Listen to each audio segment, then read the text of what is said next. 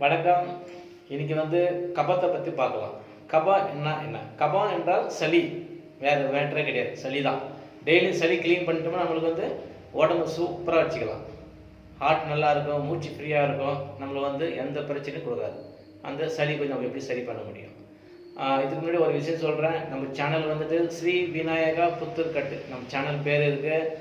அந்த போய் பாருங்கள். அதில் கன்னடா, தமிழ், மலையாளம், தெலுங்கு, ஹிந்தி எல்லா விஷயமும் அதில் எல்லா பாஷையும் போட்டிருக்கிறேன். தயவுசெய்து கொஞ்சம் சப்போர்ட் பண்ணுங்கள்.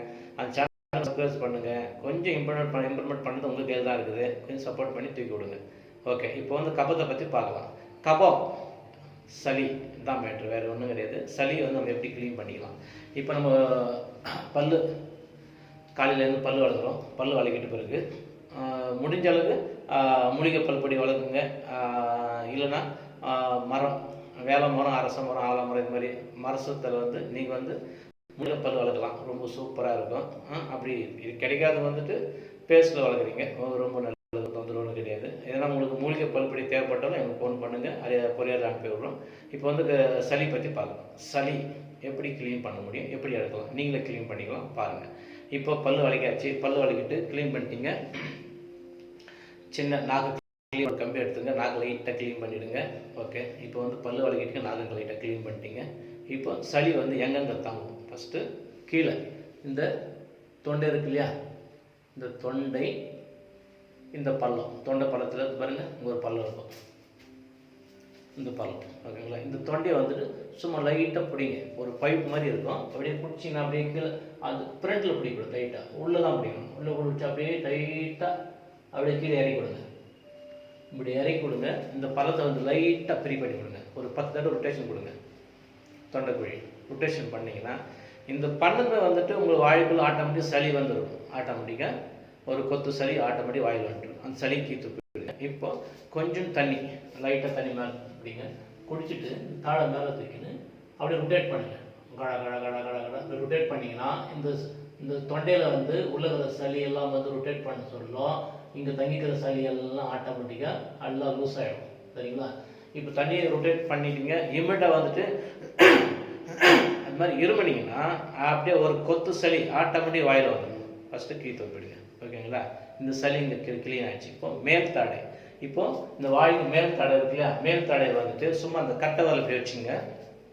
கட்டை வேலை இப்படி வச்சுட்டு உள்ளே அப்படியே டச் பண்ணிட்டு அந்த உள்ள இருக்கிற தாடெல்லாம் அதுக்கு அப்படியே ரொட்டேஷன் கொடுங்க. ஃபுல்லாக ரொட்டேஷன் கொடுத்தீங்கன்னா ஃபுல்லாக நம்ம சின்ன நாக்கு இருக்கு இல்லையா, அந்த நாக்கோட டச் பண்ணி அந்த உள்நாக்கில் வச்சு சின்னதாக லைட்டாக ஒரு நாக்கு இருப்பாங்க, அப்படியே வச்சு லைட்டாக அப்படி ரொட்டேஷன் ஃபுல்லாக கொடுத்தீங்கன்னா அப்படியே குத்தளவு சளி வாயில் நிற்கும். கீ துப்புங்க. இப்போது கீழே க்ளீன் பண்ணிட்டீங்க, மேலேயும் க்ளீன் பண்ணிட்டீங்க. ஓகேங்களா? இப்போது க்ளீன் பண்ணுறதுக்கு கொஞ்சம் தண்ணி போட்டு லைட்டாக வாயை கொப்பிடிச்சு கீ துப்புங்க. ஓகேங்களா? இப்போ கொஞ்சம் தண்ணி எடுத்து ஃபேஸ் வாஷ் பண்ணுங்கள். ஃபேஸ் வாஷ் பண்ண சொல்ல லைட்டாக அந்த மண்டையை இப்படி ஃப்ரீ பண்ணி விடுங்க. அந்த கண்ணை ஃப்ரீ பண்ணி விடுங்க. இந்த மூக்கிட்ட லைட்டாக அப்படி தேய்ச்சி விடுங்க. அப்படியே சொல்ல ஒரு பள்ளம் இருக்கும் பாருங்கள், இந்த பள்ளம், இந்த பள்ளத்தை லைட்டாக ரொட்டேட் கொடுங்க. இப்போ தண்ணி போட்டு லைட்டாக அப்படி கீழே ஊறி விட்டிங்கன்னா ஒரு கொத்து சளி ஆட்டோமேட்டிக் கீழே வரும். சரிங்களா? இங்கே ஃபேஸில் இருக்கிற தங்குற சளி எல்லாம் கீழே வந்துடும். இப்போ உங்களுக்கு இப்போ வந்துச்சுன்னா ஃபேஸ் ஃபுல்லாக க்ளீனாக இருக்கும். எல்லாமே உங்களுக்கு ஃப்ரெஷ்ஷாக இருக்கும். இப்போ உள்ள சளியெல்லாம் எடுத்து க்ளீன் பண்ணிட்டீங்க.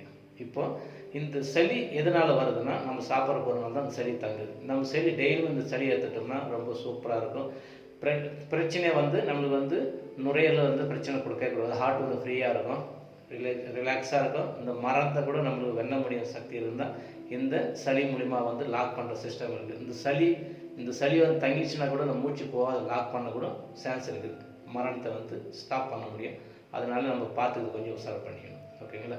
இப்போ நெக்ஸ்ட்டு நம்ம என்ன பண்ணணும்? ரெண்டாவது பித்தம். பித்தம் நம்ம உடம்புல அதிகமாக பித்தம் இருக்குது. அந்த பித்தத்தை எப்படி நம்ம சரி பண்ணிக்க முடியும்? சரி, நீங்களே பண்ணிக்கலாம். எப்படி பண்ண முடியும்னா, இப்போ உங்களால் முடிஞ்ச அளவுக்கு தண்ணி, பல் வாஷ் பண்ணிவிடுங்க.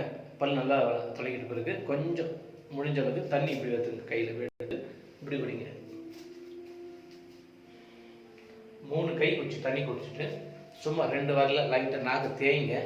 ஆட்டோமேட்டிக்காக உள்ளேருந்து அப்படியே தண்ணி எல்லாம் கொட்டும். எப்படி கொட்டும்? அப்படியே பாடி வளையணும். வளைஞ்சிங்கன்னா அப்படியே தோட்டத்தில் ஃபுல்லாகவே இந்த பாடி வளைஞ்சிட்டு அப்படியே வாந்தி எடுக்கணும். வாந்தி எடுத்திங்கன்னா தண்ணியெல்லாம் மொத்தம் கீழே வந்துடும். ஆட்டோமேட்டிக் தண்ணி வர சொல்லும். அந்த தண்ணி வந்து ரொம்ப புளிப்பாக கசப்பாக வர்ற மாதிரி இருந்தால் பித்தம் அதிகமாக இருக்குது, மஞ்சளாக இருக்குன்னா இன்னும் அதிகமாக பிரச்சனை இருக்குது. அர்த்தம் பண்ணிங்க. நேச்சுரலாக போன தண்ணி அப்படியே ரிட்டர்ன் வருது, ஒன்றுமே இல்லை, பிரச்சனை இல்லைன்னா நேச்சுரலாக இருக்குது உடம்பு, நீங்களே கண்டுபிடிச்சிங்க. ஆனால் ரொம்ப அதிகமாக பித்தம் அதிகமாக இருந்தால் அவங்க என்ன பண்ணணும், ஒரு டோட்டலாக வந்துட்டு 2 கிளாஸ் 3 கிளாஸ் தண்ணி எடுத்துங்க. அதில் மேக்சிமம் ஒரு கைப்பிடி அளவு கல்லுப்பு போட்டு நல்லா கரைச்சிட்டு அந்த தண்ணி குடிச்சிட்டு அதில் வாந்தி எடுக்கணும். இப்படி எடுக்கணும். அந்த கை பாருங்கள், இப்படியே வச்சுட்டு வாயில் உள்ளே போயிட்டு உள்நாக்கில் டச் பண்ணிங்கன்னா அப்படியே மோட்ரு நம்ம ஒரு குழாய் தண்ணி கோர்ஸாக பிடிக்கும், அந்த மாதிரி பிடிங்கன்னு வெளியே வரும். சரிங்களா? அப்படியே கண்ணெல்லாம் தண்ணி வந்துடும். ஒன்றும் கவலைப்படாதீங்க, ஃபுல்லாக க்ளீன் ஆகிடும். இந்த மாதிரி இந்த வயிற்று க்ளீன் பண்ணுற சப்ஜெக்ட் வந்து பித்தத்தை எடுக்கிறது வந்துட்டு வாரத்தில் ஒரு நாள் பண்ணால் நல்லது, இல்லை மாதத்தில் ஒரு பண்ணால் நல்லது. இது டெய்லியுமே பண்ணக்கூடாது. டெய்லியுமே பண்ணிங்கன்னா வந்து வயிற்றில் எல்லாமே எரிச்சல் கொடுத்துரும். ரெண்டாவது அல்சர் கொண்டு பிரச்சனை கொடுத்துரும். நம்ம உடம்பு வந்து ஆரோக்கியம் பார்த்துக்கணுன்னா இது சிம்பிளாக பண்ணி வாரத்தில் ஒரு நாள் பண்ணால் நம்ம பாடி வந்து க்ளீனாக இருக்கும். இந்த மாதிரி நம்ம உடம்பு சரி பண்ணிக்கணும்னா நம்ம உடம்புக்கு சளியே சேராது, உடம்பு ஃப்ரெஷ்ஷாக இருக்கும், எங்குமே வந்துட்டு நம்ம பிரச்சனை கொடுக்காது. தயவுசெய்து நம்ம சேனல் பாருங்கள். நம்ம சேனல் வந்து ஸ்ரீ விநாயகர் புத்தர்கட்டை சேனலுக்கு வந்து கொஞ்சம் சப்போர்ட் பண்ணுங்கள். ஓகே, தேங்க்யூ, வணக்கம்.